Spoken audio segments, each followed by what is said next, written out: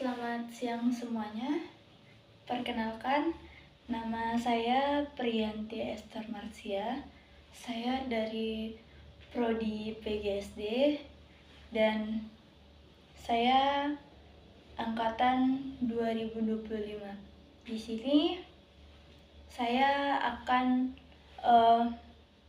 membuat video untuk UAS Pendidikan Pancasila. Yang saya ambil tema dalam pendidikan Pancasila itu adalah Pancasila dan tantangan generasi muda di era digital. Nah, menurut kalian apa sih itu Pancasila dan tantangan generasi muda di era digital? Nah, jadi gini ya teman-teman, saya akan membahas mengenai Pancasila terlebih dahulu. Jadi Pancasila itu kan berasal dari dua kata, yaitu panca dan sila. Dan panca itu adalah 5, sedangkan sila tersebut adalah dasar.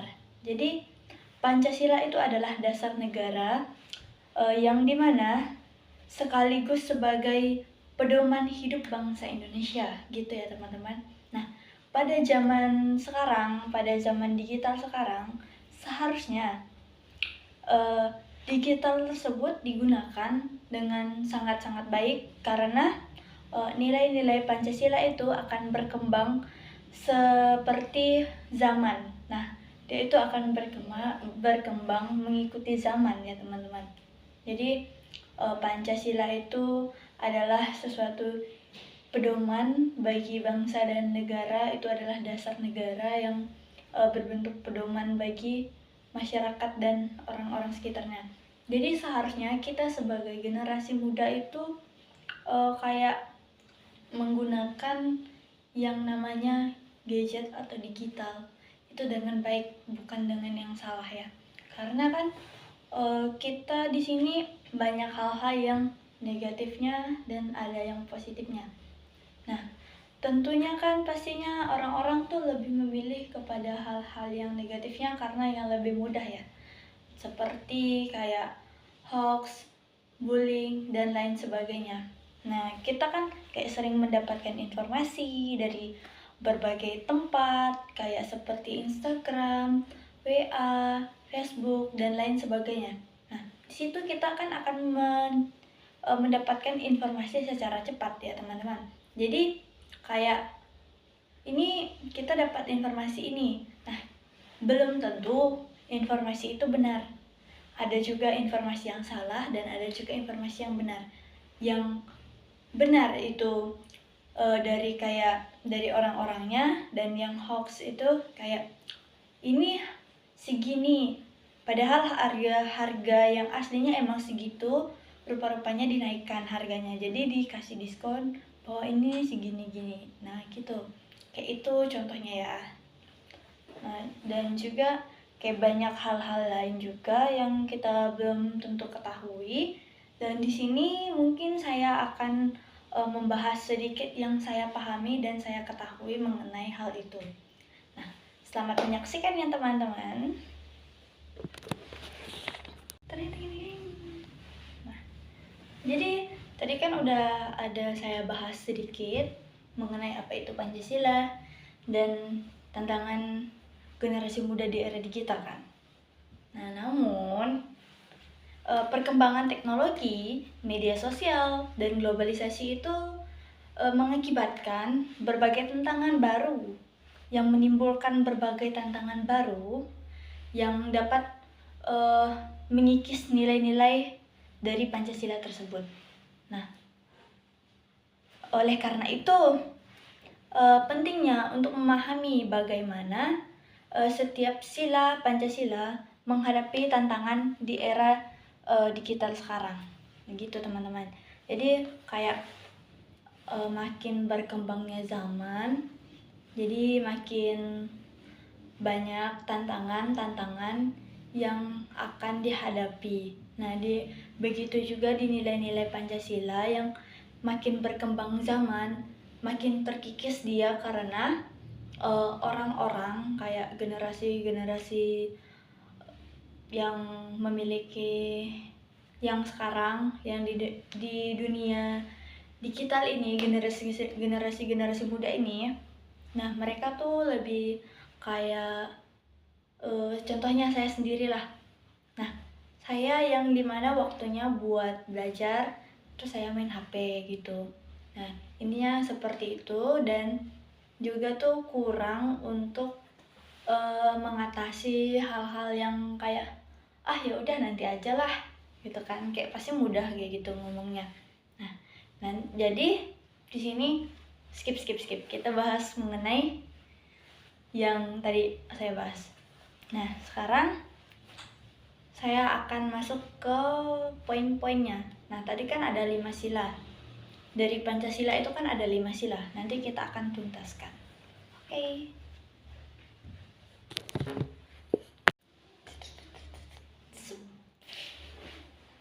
Oke. Yang pertama itu adalah sila Payo. Yang pertama itu yang pastinya sila pertama, yaitu ketuhanan yang Maha Esa. Apa sih tantangannya di era digital? Nah, jadi di era digital ini kan generasi muda itu sangat mengakses berbagai macam informasi. Ya, termasuk yang mengandung paham intoleransi, terus radikalisme, terus ujaran kebencian dalam berbasis agama dan lain sebagainya. Nah, terus di media sosial itu kan kayak sering nih digunakan untuk menyebarkan provokasi yang memecah belahkan gitu kan, maupun oleh umat umum ataupun yang beragama. Nah, selain itu gaya hidup dunia itu gaya hidup digital. Maksudnya gaya hidup digital itu kayak yang serba cepat juga dapat menyebabkan menurunnya kesadaran gitulah. Kayak menurunnya kesadaran spiritual dan nilai-nilai religius gitu. Kayak ini kan mereka lebih kayak apa yang mereka temukan itu paham intoleransi, bukannya toleransi tapi intoleransi. Nah, radikalisme dan ujaran kebencian yang ada pada agama gitu kan. Jadi kayak mereka tuh lebih mengetahui ini sih gini. Nah, kayak misalnya kamu ngapain kamu agama kamu di sini, kan ini buat agama ini aja. Nah, itu udah termasuk intoleransi dalam bentuk agama ya teman-teman. Nah, sedangkan yang harus kita lakukan, yang harus kita jalan itu sebagai peran generasi muda, generasi sekarang, generasi Gen Z dan generasi-generasi yang akan seterusnya ya. Nah, generasi muda itu dituntut untuk menggunakan media digital itu secara bijak. Nah, dan bertanggung jawab. Bijak itu gimana sih? Nah, gini loh. Itu kan dituntut buat bijak nih. Nah, bijaknya itu dalam menentukan apa yang benar, apa yang salah.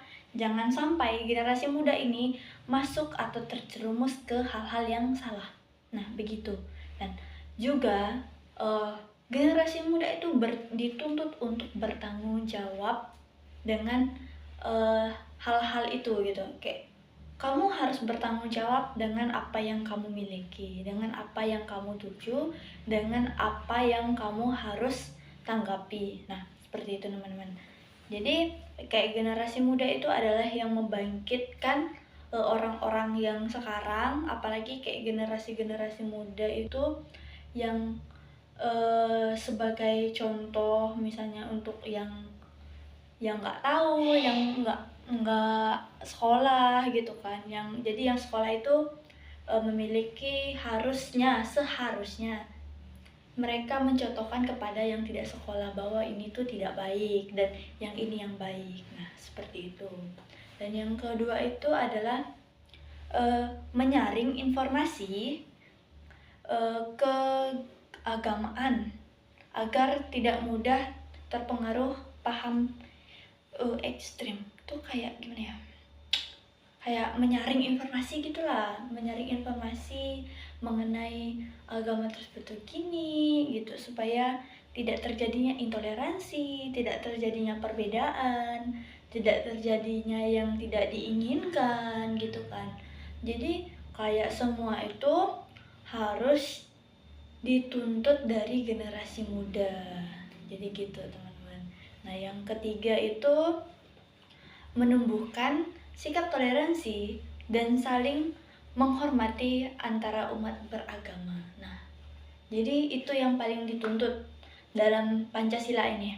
Karena toleransi itulah sangat penting. Jika tidak ada toleransi, maka dunia ini tidak akan kayak ya udah. Kalau ada toleransi kan jadi dari agama lain dan agama ini, mohon maaf ya, sebenarnya agama Katolik, agama Hindu, agama Buddha, agama Islam itu dapat bersatu. Nah, jika adanya toleransi itu, nah kalau tidak ada yang namanya toleransi, maka timbullah intoleransi, yang dimana setiap agama tersebut akan bilang kayak gini, kamu agama apa? Loh, kok agama ini di sini? Nah, itu udah termasuk intoleransi. Nah gitu teman-teman. Jadi itu tuh sangat-sangat penting sekali. Nah, itu adalah pembahasan mengenai sila pertama, yaitu ketuhanan yang Maha Esa, yang dimana dengan demikian nilai ketuhanan itu tetap terjadi meskipun berada di tangan era digital. Nah, gitu. Pertama, implementasi sila pertama, yaitu menjaga integritas dan batas spiritual dari gangguan teknologi. Kita wajib menentukan batas waktu penggunaan handphone. Jangan biarkan scrolling tanpa henti mengganggu prioritas akademik dan kewajiban utama. Tunjukkan toleransi, hindari unggahan atau komentar yang bersifat proaktif dan memicu konflik antar umat beragama.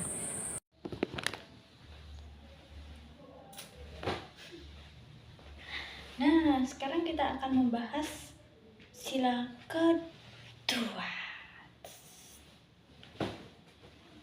Oke, sila kedua itu adalah kemanusiaan yang adil dan beradab. Jadi, tantangan di era digital itu apa sih? Kaitannya dengan kemanusiaan yang adil dan beradab. Apa ya tantangannya? Jadi, di era digital itu membawa tantangan berupa perubahan siber. Apa itu perubahan siber? Atau cyberbullying.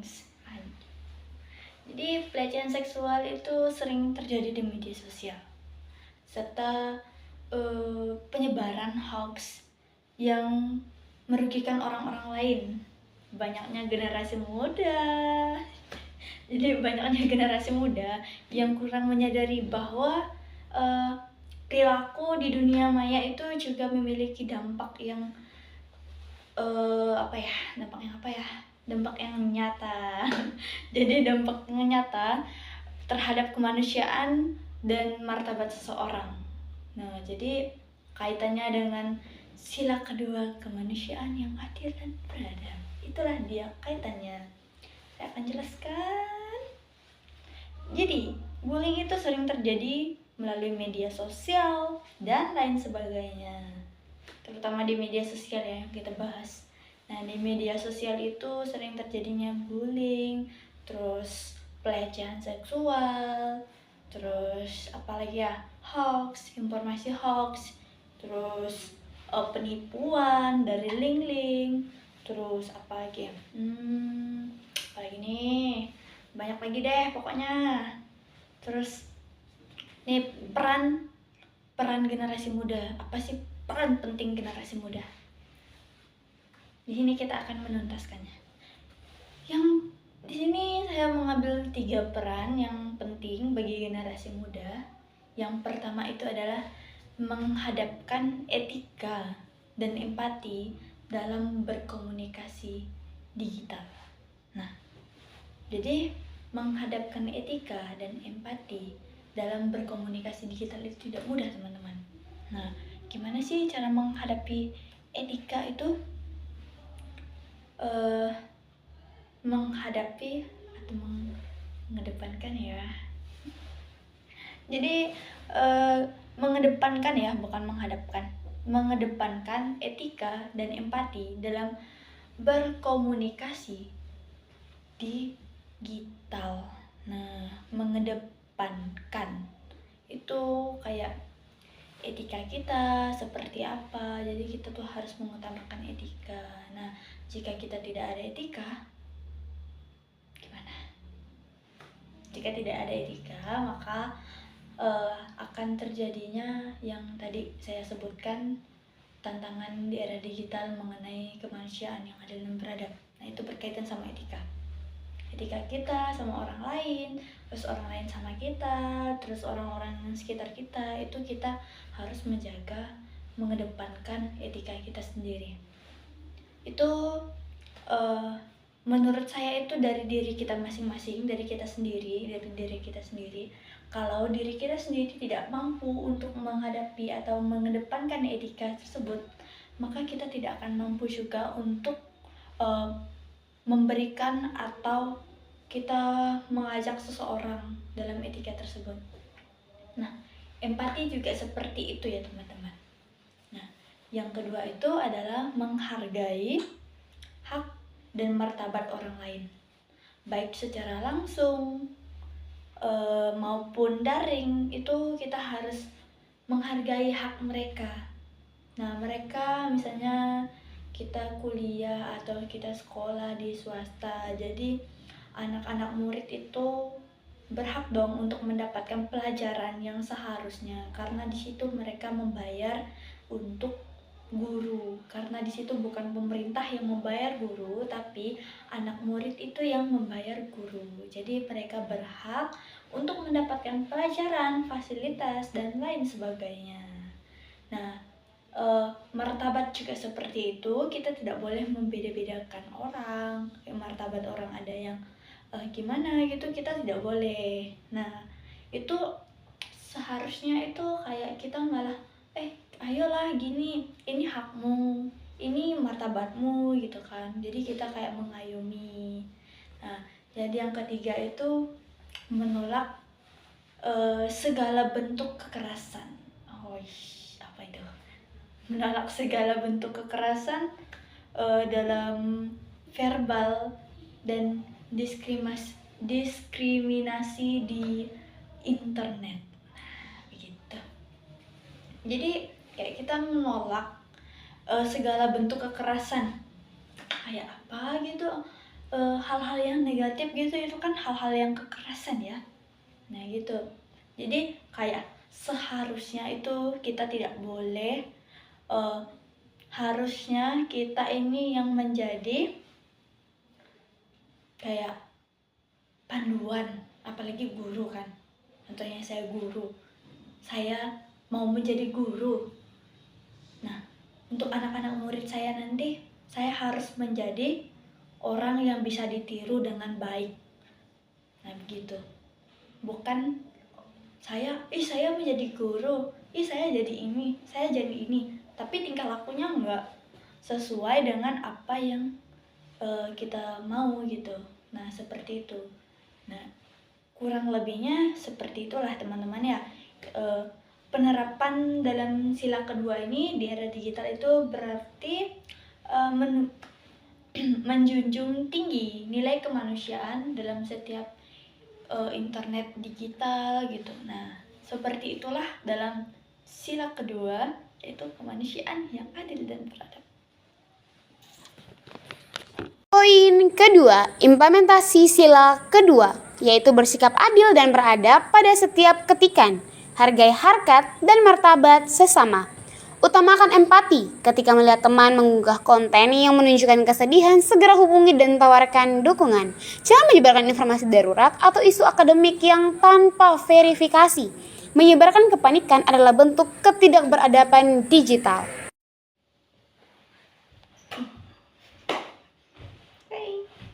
Sila ketiga, kita akan membahas sila ketiga. Apa sih itu sila ketiga? Yaitu Persatuan Indonesia. Iya. Jadi persatuan Indonesia itu apa dulu, tantangannya di era digital. Ayo, ini loh tantangannya di era digital. Oh, pastinya udah banyak yang tahu sih, soalnya kebanyakan dari di internet dan lain sebagainya, karena itu kan sumber informasi. Nah, jadi tantangan digital di era sekarang, di era digital ini kebalik sih sebenarnya. Maksudnya tantangan di era digital. Nah, itu adalah media sosial sering menjadi sarana polarisasi, konflik sara, dan perpecahan akibat perbedaan pendapat, politik, budaya, atau ideologi, apalagi ya, algoritma digital juga, terus cenderungnya memperkuat kelompok tertentu gitu kan, kayak sehingga mempengaruhi rasa persatuan dan kebangsaan itu hilang. Nah, ini kan kayak adanya perbedaan pendapat dari antara orang lain ke orang. Apa ya? Dari antara orang lain ke orang lain melalui media sosial. Nah, kalau hanya melalui media sosial kan misalnya kayak debat cuman di HP doang. Kamu ini gini. Nah, itu nggak bakalan selesai ya, malah itu akan menambah permusuhan. Nah, seharusnya itu kayak ada seseorang yang menjadi penengah untuk supaya hal tersebut itu tidak terjadi gitu. Sama kayak budaya, apalagi budaya kita, budaya lokal itu lebih banyak dimasukkan sama budaya luar. Budaya luar masuk ke daerah kita, budaya lokal itu akan hilang. Perlahan-perlahan itu akan hilang karena budaya luar. Nah, begitu. Seharusnya kita sebagai generasi muda itu kita mengembangkan budaya lokal, bukan mengembangkan budaya luar. Nah, itu sangat banyak yang terkeliru ya. Jadi ini adalah peran generasi muda. Apa sih peran generasi muda dalam persatuan Indonesia ini?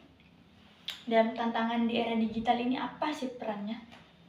Nah, jadi perannya itu adalah menggunakan media digital untuk memperkuat persatuan, bukan mempengaruhi atau memperkucil perbedaan atau meruncing, tahu kan meruncing pensil ya, meruncing perbedaan, malah memancing bukan mancing ikan, maksudnya memancing perbedaan. Nah, gitulah. Seharusnya itu kita tuh menggunakan media digital itu dengan baik, bukan kayak kita harus memancing, kamu mah gini. Nah, itu kan salah satu orang yang duluan mancing, yang namanya keributan, yang namanya kayak perpecah belahan gitu kan, kalau nggak ada orang penengahnya. Nah, gitu loh.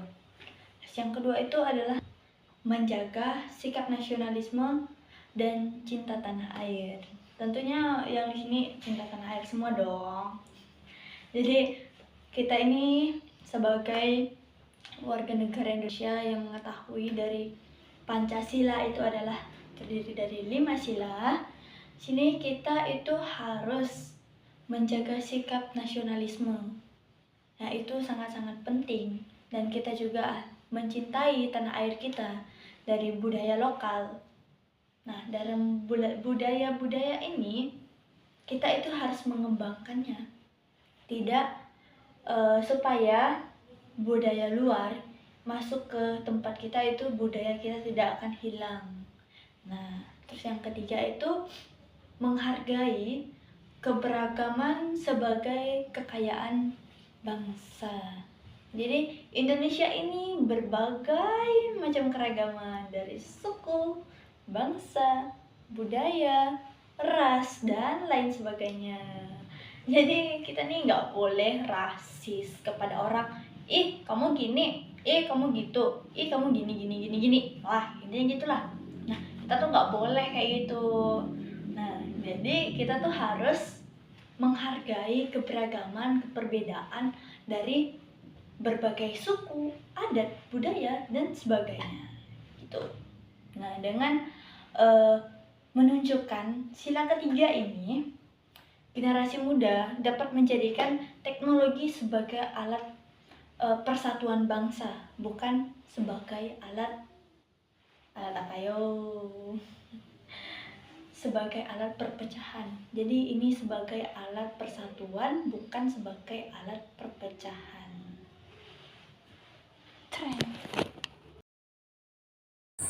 Poin ketiga, implementasi sila ketiga, yaitu jaga persatuan di ruang kolaborasi. Jangan biarkan perbedaan pendapat memecah belah tim. Jika terjadi konflik di ruang diskusi, sampaikan pandangan kamu secara rasional. Hindari sikap sensitif atau meninggalkan grup secara tiba-tiba. Wujudkan solidaritas dengan berbagai pengetahuan. Berbagi mata kuliah, tips belajar, dan informasi yang bermanfaat. Aduh, yang berapa ya? Yang keempat. Sila keempat, yaitu adalah kerakyatan yang dipimpin oleh hikmat kebijaksanaan dalam permusyawaratan perwakilan. Apa sih kaitan dengan tantangan di era digital ini? Nah, jadi tantangan di era digital ini berkaitan, Jadi sila keempat ini yang berkaitan sama tantangan di era digital itu adalah di era digital itu kebebasan berpendapat sering disalahgunakan menjadi ujaran kebencian, provokasi, dan penyebaran informasi palsu. Nah itu dia. Diskusi publik itu di media sosial itu sering kali tidak mencerminkan musyawarah yang bijaksana, melainkan didominasi apa ya? Emosi dan kepentingan kelompok gitu. Jadi kayak di sini tuh kita di media sosial itu bebas banget berpendapat. Jadi kita kayak, oh guys, ini loh gini. Guys, aku nih ada nemu ini loh. Iya, aku mau buat ini loh. Terus mau buat ini di catatan IG. Gini. Ada yang komen, iya aku nggak setuju gini. Gitu kan. Nah, itu dia akan menimbulkan provokasi dan penyebaran informasi palsu, apalagi kebencian ya. Kayak mau nyindir si ini gini. Kamu begini gini. Nyindir itu lewat status, story IG, dan lain sebagainya. Apalagi generasi sekarang. Nah, seharusnya peran penting generasi muda itu ada 3 yang saya ambil. Ada 3, yaitu adalah yang pertama itu adalah menyimbangkan budaya diskusi yang santun dan rasional. Jadi kita tuh harus mengembangkan budaya yang kayak diskusi gitu kan kepada teman-teman kita. Aku nggak setuju dengan pendapatmu, ya udah kita diskusi aja, nggak usah bertengkar, nggak usah debat di situ kayak aku gini apa sih itu kan. Nah itu tuh bakalan nimbulin namanya kebencian, provokasi, dan lain sebagainya. Nah jadi kita harus mengembangkan budaya diskusi ini supaya nggak terjadinya hal seperti itu. Yang selanjutnya itu adalah menghargai perbedaan pendapat. Nah itu kita wajib banget untuk menghargai perbedaan pendapat, karena kita kan memiliki berbagai macam, misalnya kita mengikuti organisasi, mengikuti ini, mengikuti itu. Nah, dalam hal itu kan kita memiliki atau mendengar berbagai pendapat dari orang-orang lain, dari orang-orang sekitar kita, dari orang-orang yang mungkin mau menyampaikan pendapatnya, yang pendapatku gini gitu kan, pastinya banyak ya. Jadi kita tuh harus bermusyawarah untuk menentukan pendapat mana sih yang tepat, yang pas gitu untuk apa yang kita tuju supaya tujuan itu berhasil gitu. Nah, yang ketiga itu adalah berpartisipasi secara cerdas dalam demokrasi digital. Kayak demokrasi digital itu sering terjadi, kayak sering demo-demo itu kan, kayak di video ini. Nah, seharusnya itu kita tuh berpartisipasi secara cerdas di situ. Kita tuh nggak boleh yang namanya kita aku nggak mau gini-gini, aku nggak mau gini, ya udah. Nah, seharusnya tuh kita tuh harus berpendapat, berpartisipasi semua supaya hal-hal yang kita inginkan tuh tertuju, tercapai gitu. Kayak bukan hanya kita yang inginkan, tapi semua orang yang menginginkan hal itu tuh tercapai gitu. Nah, jadi penerapan sila keempat ini berarti menggunakan kebebasan media digital itu secara bertanggung jawab dan beretika gitu. Kayak bertanggung jawab, apa yang harus kita tanggung jawab itu, yang diberikan itu kita harus bertanggung jawab dengan hal itu, dan beretika dalam menghadapi semua itu gitu.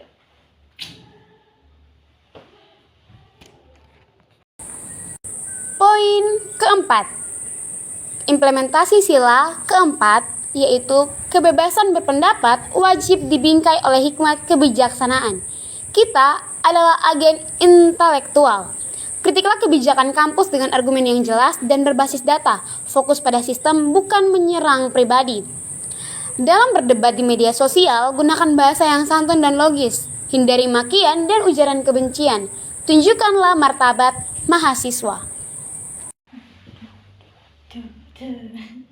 Oke, sila kelima. Keadilan sosial bagi seluruh rakyat Indonesia. Oke, tantangan di era digital. Apa sih kaitannya sama keadilan sosial bagi seluruh rakyat Indonesia? Apa sih kaitan dengan ini sila kelima ini? Apa ya? Jadi tantangan di era digital itu tidak semua masyarakat memiliki akses teknologi yang sama, sehingga terjadinya apa? Terjadinya kesenjangan digital.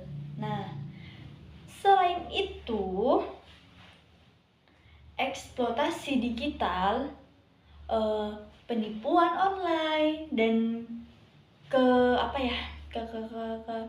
ketimpangan ekonomi berbasis teknologi itu menjadi tantangan serius bagi keadilan sosial.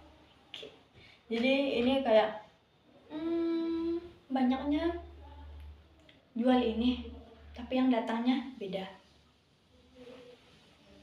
Aku mau beli ini di media sosial, terus tapi yang datangnya ini. Loh, kok nggak sesuai dengan apa yang saya pesan? Padahal uangnya udah segini loh, mahal loh. Gitu. Jadi kayak banyaknya penipuan online, terutama link. Nah, link itu ada orang misalnya kita kasih link, kita nggak sengaja nih pencet, terus apa yang terjadi? Kita disitu akan kena tipu, akan ditipu guys. Jadi ya, itu kayak bakalan ditipu sama orang-orang yang profesional itu, yang dia menggunakan media online untuk penipuan, seperti misalnya mengirimkan link dan sebagainya. Nah, peran penting bagi generasi muda itu apa sih? Jadi peran penting bagi generasi muda itu ada 3 yang saya ambil. Kayaknya dari tadi emang 3 semua sih yang saya ambil. Jadi apa sih perannya? Yang pertama itu manfaatkan teknologi untuk kegiatan produktif dan pemberdayaan masyarakat. Kan. Nah, jadi pemanfaatan teknologi untuk kegiatan produktif dan pemberdayaan masyarakat itu penting. Ingat ya, penting. Nah, dari generasi muda itu adalah sebuah peran yang sangat-sangat penting untuk kita lakukan supaya hal-hal yang kayak kejadian ini gak mau deh aku, nanti gini kena penipuan, kena kesenjangan digital dan lain sebagainya gitu. Nah, yang ketiga itu adalah mengembangkan inovasi digital yang bermanfaat bagi banyak orang. Jadi gitu tuh, mengembangkan inovasi digital yang itu bermanfaat bagi banyak orang, yang bermanfaat positif tentunya, bukan bermanfaat negatif.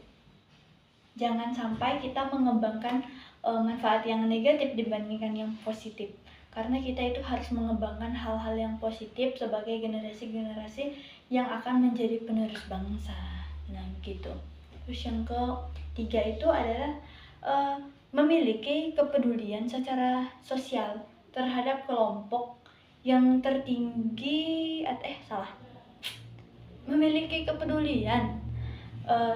memiliki kepedulian sosial terhadap kelompok yang tertinggal secara digital. Nah, apalagi kayak di perdesaan itu kan banyak yang tertinggal secara digital, mau pelajarannya, mau ini, mau itu, apalagi jaringan ya teman-teman. Nah, disitu kita membantu supaya mereka itu tidak ketinggalan zaman, supaya mereka itu tidak ketinggalan materi-materi yang harus mereka pahami, supaya mereka juga bisa memiliki yang namanya pandangan-pandangan ke depan gitu, supaya mereka bilang, aku cuman gini doang, ya udah gitu kan. Jangan sampai mereka berpikir seperti itu. Jadi kita itu harus membentuk karakter mereka gitu, kayak membantu kepedulian kita kepada mereka tuh gimana gitu. Nah, inilah sila kelima. Dengan demikian, teknologi dapat menjadi sarana mewujudkan keadilan sosial, bukan sebaliknya gitu ya.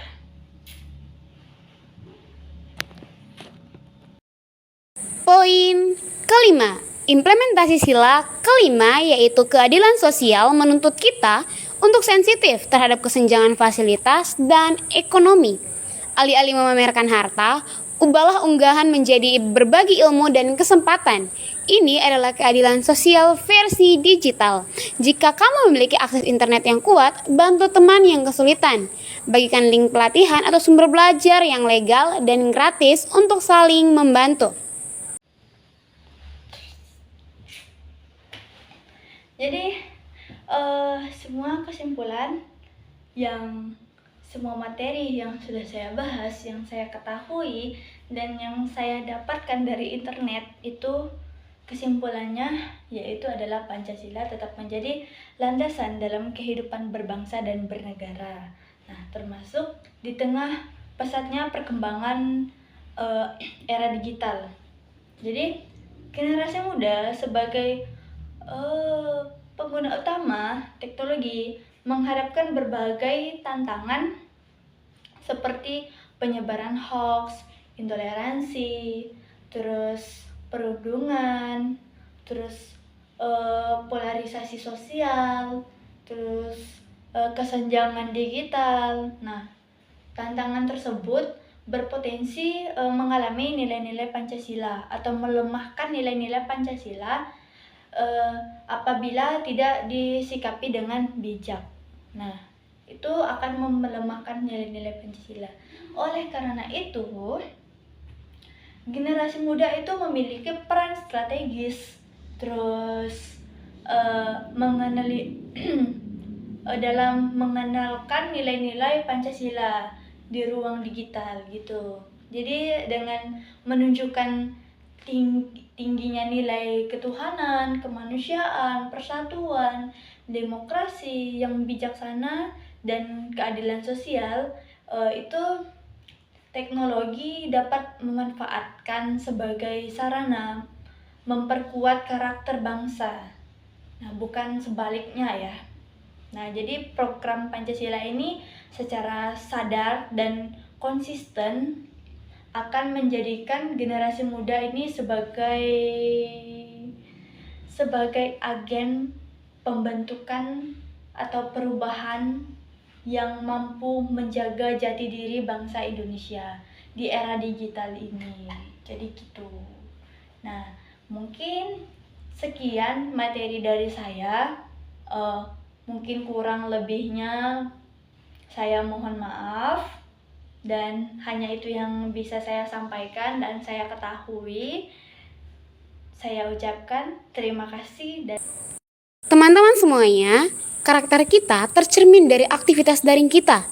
Jejak digital adalah cerminan abadi dari kepribadian kita sendiri. Oleh karena itu, pastikan setiap unggahan, like, dan komentar kita selaras dengan nilai-nilai Pancasila. Jaga nama baik diri sendiri, institusi, alma mater, dan juga bangsa kita. Sekian dari aku, Gestriana. Terima kasih. Bye-bye semuanya.